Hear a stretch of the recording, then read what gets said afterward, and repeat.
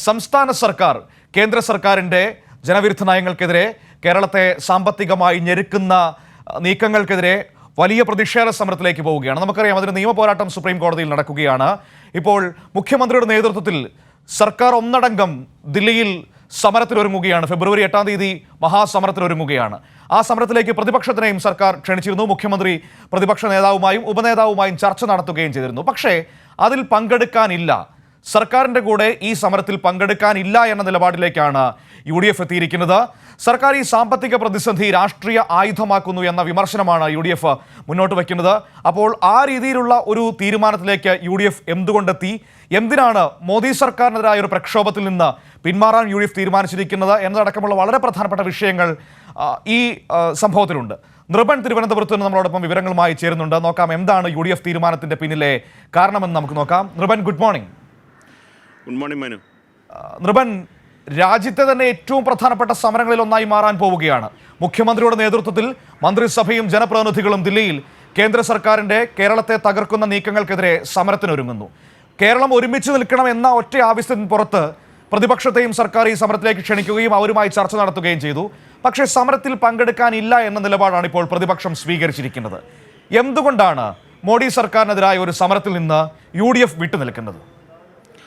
ന്യായമായും ഉയരുന്ന ചോദ്യം തന്നെയാണ് മനു. കാരണം കേരളത്തിനോടുള്ള കേന്ദ്രത്തിൻ്റെ അവഗണന വലിയ സാമ്പത്തിക പ്രതിസന്ധിയിലേക്ക് കേരളം പോകുന്നു. അത് LDF ഭരിച്ചിരുന്നാലും UDF ഭരിച്ചിരുന്നാലും അത് കേരളത്തിന് കിട്ടേണ്ട തുകയാണ് കോടിക്കണക്കിന് രൂപ വെട്ടിച്ചുരുക്കുന്നത്. 58,000 കോടി രൂപയാണ് കേരളത്തിൻ്റെ വികസന പ്രവർത്തനങ്ങൾക്ക് വേണ്ടി ലഭിക്കേണ്ട അർഹമായ ആനുകൂല്യം, കേരളത്തിൻ്റെ അവകാശപ്പെട്ട തുക കേരളത്തിന് നൽകാത്തത്. നികുതി കുടിശ്ശിക വലിയ തരത്തിൽ, നികുതി പിരിവിൻ്റെ കുടിശ്ശികയിൽ വലിയ വിഹിതത്തിൽ വെട്ടിക്കുറവ് വരുത്തുന്നു. GST നഷ്ടപരിഹാര തുക നൽകുന്നില്ല. കേന്ദ്ര പദ്ധതികൾ, സംസ്ഥാനത്തിൻ്റെ വിവിധ പദ്ധതി വിഹിതം, കേന്ദ്രത്തിൻ്റെ വിഹിതമുണ്ട്. അത് ലൈഫ് ആകട്ടെ, സ്കൂൾ കുട്ടികൾക്കുള്ള ഉച്ചഭക്ഷണ പദ്ധതിയാകട്ടെ, ഗ്രാമീണ തൊഴിലുറപ്പ് പദ്ധതിയാകട്ടെ, അങ്ങനെ വിവിധ മേഖലകളിൽ സംസ്ഥാനം നൽകുന്ന ക്ഷേമ പ്രവർത്തനങ്ങൾക്ക് ക്ഷേമ പെൻഷൻ അടക്കമുള്ള കേന്ദ്രത്തിൻ്റെ വിഹിതം നൽകുന്നില്ല. അങ്ങനെ വലിയ തരത്തിലുള്ള കുടിശ്ശികയാണ് കേന്ദ്ര സർക്കാർ വരുത്തിയിരിക്കുന്നത്. കേരളത്തിന് ഒരിഞ്ച് പോലും മുന്നോട്ട് പോകാൻ കഴിയാതെ കേരളത്തിൻ്റെ വികസനത്തെ പൂർണ്ണമായി തടസ്സപ്പെടുത്തുക, അങ്ങനെ സർക്കാരിനെ പൂർണ്ണമായി വരുതിയിലാക്കുക എന്നതാണ് കേന്ദ്ര സർക്കാരിൻ്റെ തന്ത്രം.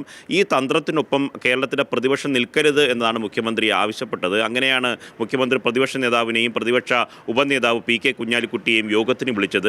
ആ യോഗത്തിൽ കേരളത്തിലെ നിലവിൽ അനുഭവിക്കുന്ന സാമ്പത്തിക പ്രതിസന്ധി സംബന്ധിച്ച് മുഖ്യമന്ത്രി ചില നിർദ്ദേശങ്ങൾ മുന്നോട്ട് വെച്ചു. അതിൻ്റെ തുടർച്ചയായിട്ടാണ് ഫെബ്രുവരി മാസം, അടുത്ത മാസം 8-ാം തീയതി പാർലമെൻറ്റിന് മുന്നിൽ ഈ കേരളത്തിലെ സംസ്ഥാനത്തിൻ്റെ പൊതുവികാരം എന്ന നിലയ്ക്ക് ഒരു പ്രക്ഷോഭം എന്ന നിലയിലേക്ക് കേരളം നീങ്ങുന്നത്. മന്ത്രിമാരും MLA-മാരും MP-മാരും അടക്കം പങ്കെടുക്കുന്ന വലിയ തരത്തിലുള്ള സമരമാണ്.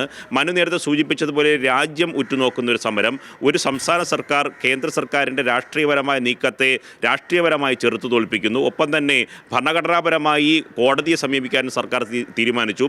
അത് കോടതി ഫയൽ സ്വീകരിക്കുകയും കേന്ദ്ര സർക്കാരിനോട് വിശദീകരണം ചോദിക്കുകയും ചെയ്ത ഒരു അവസ്ഥയുണ്ട്. ഈ ഘട്ടത്തിൽ എന്തുകൊണ്ടാണ് പ്രതിപക്ഷം കേരളത്തിലെ ജനങ്ങൾക്കൊപ്പം നിൽക്കുന്നില്ല എന്നതാണ് ന്യായമായ ഒരു ചോദ്യം. കഴിഞ്ഞ ദിവസങ്ങളിൽ തന്നെ മുൻകൂട്ടി അറിയാമായിരുന്നു. ശശി തരൂരിനെ പോലുള്ള നേതാക്കൾ പറഞ്ഞതാണ് അങ്ങനെ ഒന്നിച്ചുള്ള സമരത്തിന് തങ്ങളില്ല എന്ന സൂചന അദ്ദേഹം നൽകിയിരുന്നു. പക്ഷേ കഴിഞ്ഞ ദിവസം UDF-ൻ്റെ യോഗം ചേർന്നു. UDF-ൻ്റെ ഏകോപന സമിതി യോഗം രാത്രിയാണ് ചേർന്നത്. ആ ഏകോപന സമിതി യോഗത്തിൽ കോൺഗ്രസ് ആണ് ഈ സമരത്തിൽ ഒപ്പം നിൽക്കണ്ട എന്ന നിലപാട് സ്വീകരിച്ചത്. അതായത് കേരളത്തിലെ സാമ്പത്തിക പ്രതിസന്ധിയെ രാഷ്ട്രീയമായി ഉപയോഗിക്കാനാണ്, തെരഞ്ഞെടുപ്പിന് രാഷ്ട്രീയ ആയുധമാക്കാനാണ് ഇടതു സർക്കാർ ശ്രമിക്കുന്നത്. ആ രാഷ്ട്രീയ ആയുധമാക്കാനുള്ള ഇടതു സർക്കാരിൻ്റെ ശ്രമത്തിനൊപ്പം LDF-നൊപ്പം തൽക്കാലം നിന്നു കൊടുക്കരുത് എന്ന നിർദ്ദേശം കോൺഗ്രസ് മുന്നോട്ട് വയ്ക്കുന്നു. അങ്ങനെ ഘടകകക്ഷികളടക്കം അംഗീകരിച്ചുകൊണ്ടാണ് ഈ നിലപാടിലേക്ക് അവരെത്തിച്ചേർന്നത്. പക്ഷേ ആ യോഗത്തിൽ ചില നിർദ്ദേശങ്ങളോട് ഉയർന്നു വന്നു എന്ന വിവരങ്ങളോട് പുറത്തു വരുന്നുണ്ട്. കാരണം പൂർണ്ണമായി കേരളത്തിൻ്റെ ഒരു പൊതുവികാരത്തിനെതിരെ നിന്നാൽ അത് തെരഞ്ഞെടുപ്പിന് തിരിച്ചടിയാകും, അതുകൊണ്ട് പാടെ തള്ളിക്കളയരുത് എന്ന നിർദ്ദേശം ലീഗ് അടക്കം ചർച്ചയിൽ ഉന്നയിച്ചു. പക്ഷേ അവസാനം കോൺഗ്രസിൻ്റെ നിർദ്ദേശം അംഗീകരിക്കുകയായിരുന്നു. ഒരു കാര്യം ഉറപ്പാണ് മനു, ഇത് കേരളത്തിലെ ജനങ്ങൾ ചർച്ച ചെയ്യും. നവകേരള സദസ്സുമായി ബന്ധപ്പെട്ട് സർക്കാർ ഉന്നയിച്ച ഒരു ചോദ്യം, കേരളത്തിൻ്റെ പൊതു ആവശ്യത്തിന് എന്തുകൊണ്ട് മുഖം തിരിഞ്ഞ് കേരളത്തിൻ്റെ പ്രതിപക്ഷം നിൽക്കുന്നു എന്നൊരു ചോദ്യം ഉന്നയിച്ചിരുന്നു. അതിൻ്റെ തുടർച്ചയായിട്ടാണ് ദില്ലിയിലേക്ക് സർക്കാർ ഒന്നടങ്കം സമരവുമായി പോകുന്നത്. ന്യായമായ അവകാശങ്ങളാണ്. 58,000 കോടി രൂപ കേരളത്തിന് ലഭിക്കേണ്ട അർഹമായ വിഹിതം ലഭിക്കുകയാണെങ്കിൽ ബാക്കി തുക കേരളത്തിലേക്ക് ബാക്കി വരുമെന്നതാണ്. അത്രയേറെ സാമ്പത്തിക പ്രതിസന്ധി കേരളത്തിനുണ്ട്. കാരണം നികുതി പിരിവിൽ 71,000 കോടി കൈവരിക്കാൻ സംസ്ഥാന സർക്കാരിനായി. കഴിഞ്ഞ കാലത്തെ സർവ്വകാല റെക്കോർഡാണ്. അതുകൊണ്ട് അത്തരം കാര്യങ്ങളിലെ വീഴ്ച പറയാൻ കഴിയില്ല. ഒപ്പം തന്നെ പ്രതിപക്ഷം പറയുന്ന ചില കാര്യങ്ങൾ കൂടിയുണ്ട്. പ്രതിപക്ഷം പറയുന്നത് ഈ സമരത്തിനൊപ്പം നിന്നാൽ അതിൻ്റെ മുഴുവൻ ഉത്തരവാദിത്വം കേന്ദ്ര സർക്കാരിൻ്റെ മുന്നിൽ ചുമത്തുന്നതാകും. കേരള സർക്കാരും കേരളത്തിൻ്റെ സാമ്പത്തിക പ്രതിസന്ധിക്ക് വീഴ്ച വരുത്തിയിട്ടുണ്ട്, അതിന് തുല്യമായ ഉത്തരവാദിത്വമുണ്ട്. അതുകൊണ്ട് അത്തരമൊരു സമരത്തിൽ സംസ്ഥാന സർക്കാരിനൊപ്പം കൈകോർക്കാൻ കേരളത്തിലെ പ്രതിപക്ഷം തയ്യാറല്ല, UDF തയ്യാറല്ല എന്ന നിർദ്ദേശമാണ് മുന്നോട്ട് വയ്ക്കുന്നത്. ന്യായമായും ചർച്ച ചെയ്യപ്പെടും. ഒരു കാര്യം ഉറപ്പാണ് മനു, കഴിഞ്ഞ ദിവസങ്ങളിൽ തന്നെ അവരുടെ പെരുമാറ്റത്തിൽ നിന്ന് എന്തുകൊണ്ട് മുഖ്യമന്ത്രി വിളിച്ച ഒരു യോഗത്തിൽ അവർ പങ്കെടുത്തു എന്ന ചോദ്യം സമ്മർദ്ദം അവർക്കുണ്ടായിരുന്നു. കാരണം ഇനിയൊരു യോഗത്തിൽ, മുഖ്യമന്ത്രി ക്ഷണിച്ച ഒരു യോഗത്തിൽ പങ്കെടുക്കാതെ വിട്ടു എന്നാൽ ആ തരത്തിലുള്ള ചർച്ച വരും. BJPക്കൊപ്പം കൈകോർക്കുന്ന ഒരു സമീപനം കേരളത്തിലെ പ്രതിപക്ഷം തുടർന്നു വരുന്നുണ്ട്. അതിൻ്റെ ഒരു തുടർച്ചയായി ഇതിനെ കാണണം. പക്ഷേ ഫെബ്രുവരി 8-ന് ഐതിഹാസികമായ രാജ്യം ഒരു ഉറ്റുനോക്കുന്ന ഒരു സമരത്തിലേക്ക് സംസ്ഥാന സർക്കാർ നീങ്ങുകയാണ്. മുഖ്യമന്ത്രിയും മന്ത്രിമാരും ജനപ്രതിനിധികളും ഒപ്പം തന്നെ MP-മാരും ആ പ്രതിഷേധ സമരത്തിൽ പങ്കെടുക്കും. ഐതിഹാസികമായ സമരമായി കേരളം മുന്നോട്ട് പോകുമ്പോൾ കേരളത്തിൻ്റെ ന്യായമായ അവകാശങ്ങൾക്കൊപ്പം, ആവശ്യങ്ങൾക്കൊപ്പം കേരളത്തിൻ്റെ പ്രതിപക്ഷം നിൽക്കാൻ തയ്യാറാകുന്നില്ല. കഴിഞ്ഞ വർഷത്തെ UDF യോഗത്തിലാണ് പ്രതിപക്ഷം ഈ സമരത്തിൽ, സംയുക്ത സമരത്തിനില്ല എന്ന പ്രഖ്യാപനം നടത്തിയിട്ടുള്ളത്. ഇന്ന് പ്രതിപക്ഷ നേതാക്കൾ മാധ്യമങ്ങളെ കാണാൻ സാധ്യതയുണ്ട്. കഴിഞ്ഞ ദിവസം രാത്രിയാണ് യോഗം നടന്നത്. അതിനുശേഷം UDFൻ്റെ ഔദ്യോഗികമായ റിലീസൊന്നും പുറത്തു വന്നിട്ടില്ല. നമുക്ക് ലഭിച്ച വിവരമനുസരിച്ച് സമരത്തിൽ നിന്ന് പൂർണ്ണമായി പിന്മാറാൻ അവർ തീരുമാനിച്ചിരിക്കുന്നു. മാത്രമല്ല ഇക്കാര്യത്തിൽ സംസ്ഥാന സർക്കാരിനൊപ്പം തങ്ങളില്ല എന്ന നിലപാടും പ്രതിപക്ഷം സ്വീകരിച്ചിട്ടുണ്ട്. പറഞ്ഞാലേ ഈ സംസ്ഥാനത്തെ വലിയ തോതിൽ സാമ്പത്തികമായി ഞെരുക്കുകയാണ്. നമ്മുടെ തനത് വരുമാനമടക്കം വർദ്ധിപ്പിച്ചതുകൊണ്ട് മാത്രമാണ് ഈ പറയുന്ന ക്ഷേമ പ്രവർത്തനങ്ങളൊക്കെ ഇങ്ങനെ മുന്നോട്ട് കൊണ്ടുപോകാൻ, ഈ രീതിയിലെങ്കിലും മുന്നോട്ട് കൊണ്ടുപോകാൻ നമുക്ക് കഴിയുന്നത്, നമ്മൾ പിടിച്ചു നിൽക്കുന്നത്. ഇനിയിപ്പോൾ പ്രതിപക്ഷത്തിന് ഈ സാമ്പത്തിക പ്രതിസന്ധിക്ക് ഉത്തരവാദി കേന്ദ്രം മാത്രമല്ല, സംസ്ഥാനത്തിൻ്റെ കൂടി നടപടികളുണ്ട് എന്നൊരു ആക്ഷേപമുണ്ടെങ്കിൽ അത് പൊതുസമൂഹത്തെ ബോധിപ്പിക്കാനുള്ള അവസരം അവരുടെ മുൻപിലുണ്ട്. അത് ചെയ്യാതെ മോദി സർക്കാരിനെ തുറന്നു കാട്ടാനുള്ള ഒരു നടപടിയിൽ നിന്ന് അവർ എന്തുകൊണ്ട് പിന്മാറുന്നു എന്ന വളരെ പ്രധാനപ്പെട്ട രാഷ്ട്രീയ ചോദ്യമുണ്ടല്ലോ. അതിന് മറുപടി പറയേണ്ടി വരില്ലേ? നേരത്തെ തന്നെ ഈ കേന്ദ്രത്തിന് നിവേദനം നൽകുന്നതിനടക്കമുള്ള കാര്യങ്ങളിൽ നിന്ന് UDF MP-മാർ വിട്ടുനിന്ന കാര്യമൊക്കെ നമുക്കറിയാം. അത് പൊതുസമൂഹത്തെ കൃത്യമായി മുഖ്യമന്ത്രി ആ കാര്യം പലവട്ടം അഡ്രസ്സ് ചെയ്ത് പറഞ്ഞതാണ്, സംസ്ഥാനത്തിൻ്റെ താല്പര്യങ്ങളിൽ UDF സഹകരിക്കുന്നില്ല എന്ന്. അപ്പോൾ അങ്ങനെയുള്ള രാഷ്ട്രീയ വിമർശനങ്ങൾ ഏറെ നിൽക്കുമ്പോഴാണ് ഈ സമരത്തിൽ നിന്നുകൂടി അവർ പിൻവാങ്ങുന്നത്. തീർച്ചയായും മനു, കേരളത്തിന് പ്രത്യേകിച്ച് സംസ്ഥാന സർക്കാരിന് അടിക്കാൻ ലഭിക്കുന്ന വടി എല്ലാം എടുത്ത് ഉപയോഗിക്കുക എന്നതാണ് പ്രതിപക്ഷം വർഷങ്ങളായി, കഴിഞ്ഞ ഒന്നാം പിണറായി സർക്കാരിൻ്റെ കാലത്തും രണ്ടാം പിണറായി സർക്കാരിൻ്റെ കാലത്തും തുടർച്ചയായി സ്വീകരിക്കുന്ന തന്ത്രം അതാണ്. ഏറ്റവും കൂടുതൽ ഈ വലിയ മഹാമാരി വന്നപ്പോൾ, ഈ കോവിഡ് പോലെയുള്ള വലിയ ദുരിതം വന്നപ്പോൾ, സാമ്പത്തികമായി കേരളം വലിയ പ്രതിരോധമായപ്പോഴൊക്കെ തന്നെ ഈ അവസരങ്ങളെല്ലാം അവർ ഉപയോഗിച്ചിരുന്നു.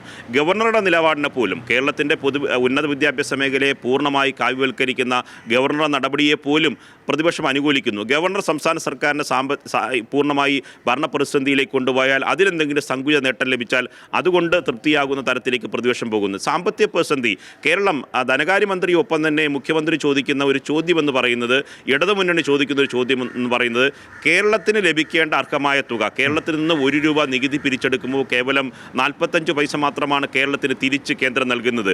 ഉത്തർപ്രദേശിൽ 1 രൂപ 95 പൈസയാണ് തിരിച്ച് നൽകുന്നത്. കാരണം കേരളം നേടിയ നേട്ടങ്ങളുണ്ട്. ആ നേട്ടങ്ങൾ നമുക്ക് തിരിച്ചടിയാക്കി മാറ്റുക. കാരണം വലിയ കേരളത്തിൽ നേടിയ ആരോഗ്യരംഗത്തെ മികവ്, പൊതുവിദ്യാഭ്യാസ രംഗത്ത് നേടിയ മികവ്, ഈ മറ്റ് മേഖലകളിലൊക്കെ തന്നെ കേരളം നേടിയ നേട്ടങ്ങളൊക്കെ തന്നെ നമുക്കിപ്പോൾ തിരിച്ചടിയാവുന്നൊരവസ്ഥയുണ്ട്. അതുകൊണ്ട് അത് മുൻനിർത്തിക്കൊണ്ട് കേരളത്തിന് തുക അനുവദിക്കാതിരിക്കുക, പൂർണ്ണമായി കേരളത്തെ തഴയുക, ഈ സമീപനത്തിലേക്ക് കേന്ദ്ര സർക്കാർ തുടർച്ചയായി പോയിക്കൊണ്ടിരിക്കുകയാണ്. ഈ ഘട്ടത്തിൽ എന്തുകൊണ്ട് പ്രതിപക്ഷം കേരളത്തിനൊപ്പം കൈകോർക്കാൻ തയ്യാറാകുന്നില്ല? രാഷ്ട്രീയമായ വിഷയങ്ങൾ, തെരഞ്ഞെടുപ്പ് വരുമ്പോൾ, പാർലമെൻറ്റ് തെരഞ്ഞെടുപ്പ് വരുമ്പോൾ, നിയമസഭാ തെരഞ്ഞെടുപ്പ് വരുമ്പോൾ അത്തരം കാര്യങ്ങൾ ഉന്നയിക്കാനുള്ള വേദിയുണ്ട്, ജനങ്ങൾക്ക് മുന്നിൽ പോകാം മനു. പക്ഷേ കേരളത്തിന് ലഭിക്കേണ്ട അർഹമായ ആനുകൂല്യങ്ങൾ, 1 ഇഞ്ച് മുന്നോട്ട് പോകാൻ കഴിയാത്ത കേരളത്തെ പൂർണ്ണമായി വരിഞ്ഞു മുറുക്കുന്ന അവസ്ഥയിലേക്ക്, സാമ്പത്തിക പ്രതിസന്ധിയിലേക്ക് കേന്ദ്ര സർക്കാർ കൊണ്ടുവന്നിടുന്നു. അത് ഫെഡറൽ സംവിധാനത്തിൻ്റെ ഏറ്റവും വലിയ ലംഘനമാണ്. ഇത്തരം കാര്യങ്ങൾ ചോദ്യം ചെയ്യാൻ പ്രതിപക്ഷം തയ്യാറാകുന്നില്ല. നവകേരള സദസ്സിലും മുഖ്യമന്ത്രി ചോദിച്ച ചോദ്യം അതാണ്. പക്ഷേ പരമാവധി പ്രതിപക്ഷത്തെ കൂട്ടിയോജിപ്പിച്ചു കൊണ്ടുപോകാനുള്ളൊരു തന്ത്രമാണ് മുഖ്യമന്ത്രി മുന്നോട്ട് വെച്ചത്. കാരണം പാർലമെൻറ്റിലടക്കം ഒന്നിച്ചെന്നുകൊണ്ട് കേരളത്തിൻ്റെ അവകാശങ്ങൾ ഒന്നിച്ച് ഭരണപക്ഷ പ്രതിപക്ഷ ഭേദമില്ലാതെ ചോദിക്കാനുള്ള അവസരമുണ്ടായിരുന്നു. നേരത്തെ മനു സൂചിപ്പിച്ചതുപോലെ MP-മാരുടെ യോഗത്തിൽ മുഖ്യമന്ത്രി ആ നിർദ്ദേശം വെച്ചു. ഒന്നിച്ച് കേരളത്തിലെ മുഴുവൻ MP-മാർ ഒപ്പുവെച്ച നിവേദനം ധനകാര്യമന്ത്രിക്ക് നൽകണം, പ്രധാനമന്ത്രിക്ക് നൽകണമെന്ന തീരുമാനം എടുത്തിരുന്നു. പക്ഷേ കേരളത്തിലെ പ്രതിപക്ഷ എംപിമാർ അത് ഒപ്പിടാൻ തയ്യാറായില്ല. അതിനുശേഷമാണ് മുഖ്യമന്ത്രി വീണ്ടും യോഗം വിളിച്ചത്. അതിൽ മുഖ്യമന്ത്രിക്ക് വിളിച്ച യോഗത്തിൽ ആദ്യഘട്ടത്തിൽ പ്രതിപക്ഷ നേതാവും ഉപനേതാവ് പി.കെ. കുഞ്ഞാലിക്കുട്ടി പങ്കെടുത്തു. പക്ഷേ വളരെ ശുഭകരമായി കരുതിയിരുന്നു, ഇനി തുടർന്ന് യോജിച്ച പ്രക്ഷോഭം ഉണ്ടാകുമെന്ന് കരുതിയിരുന്നു. പക്ഷേ അതുണ്ടായില്ല. വീണ്ടും പ്രതിപക്ഷം പിന്നോട്ട് പോകുന്നു. പ്രതിപക്ഷം ഇത് കരുതുന്നത് ഈ പറഞ്ഞ കേന്ദ്ര അവഗണനയ്ക്കെതിരെയുള്ള BJPക്കെതിരെയുള്ള തുറന്ന പോരിൻ്റെ ഗുണം സംസ്ഥാനം ഭരിക്കുന്ന LDFനെ ലഭിക്കാൻ സാധ്യതയുണ്ട്. അതുകൊണ്ട് അവർക്കൊപ്പം നിന്നു കൊടുക്കണ്ട എന്ന സങ്കുചിതമായ താല്പര്യമാണ് പ്രതിപക്ഷം. വ്യക്തമാണ്. അവരുടെ രാഷ്ട്രീയ താല്പര്യം അങ്ങനെയാണ്. ഈ വിഷയത്തിൽ സർക്കാരിനോടൊപ്പം സഹകരിച്ചാൽ അത് സർക്കാരിന് ഗുണമാകുമെന്നാണ് ഇപ്പോൾ UDFന്റെ ഒരു നിലപാട് വന്നിരിക്കുന്നത്. അതുകൊണ്ട് തന്നെ സർക്കാർ വിളിച്ച ഈ സമരത്തിൽ പങ്കെടുക്കാൻ, അല്ലെങ്കിൽ സർക്കാർ ദില്ലിയിൽ നടത്താൻ പോകുന്ന സമരത്തിൽ പങ്കെടുക്കാൻ പ്രതിപക്ഷമില്ല എന്ന നിലപാടാണ് അവർ സ്വീകരിച്ചിരിക്കുന്നത്. വിവരങ്ങളാണ് നിർമ്മൽ തിരുവനന്തപുരത്ത് നൽകിയത്. ഏതായാലും വരും ദിവസങ്ങളിൽ ഒരുപാട് രാഷ്ട്രീയ ചർച്ചകൾക്കൊക്കെ ഈ ഒരു തീരുമാനം കാരണമാകുമെന്ന കാര്യത്തിൽ സംശയമില്ല. എന്തുകൊണ്ട് മോദി സർക്കാരിനെ തുറന്നു കാട്ടാനുള്ള ഒരു നീക്കത്തിൽ നിന്ന് കോൺഗ്രസ് UDF പിന്മാറുന്നു എന്ന വളരെ പ്രധാനപ്പെട്ട രാഷ്ട്രീയ ചോദ്യം ഏതായാലും ഭരണപക്ഷം മുന്നോട്ട് വയ്ക്കും. അതിനെങ്ങനെ കോൺഗ്രസ് മറുപടി പറയുമെന്ന് നമുക്ക് വരും ദിവസങ്ങളിൽ കാണാം. വിവരങ്ങളാണ് നിർമ്മൽ നൽകിയത്.